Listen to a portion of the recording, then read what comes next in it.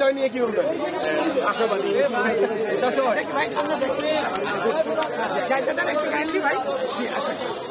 ভাইয়া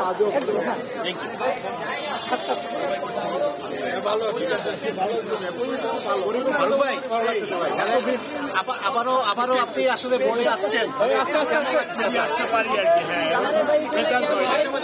একটা মোটামুটি হয়েছিল আপনার এগেইনস্টে, মানে এটার একটা মানে জবাব দেওয়ার সুযোগ কি পিছনে ফিরে এবং কি আপনার সামনে আরো একটা চ্যালেঞ্জে আছে বিপিএল, আপনি প্রথমে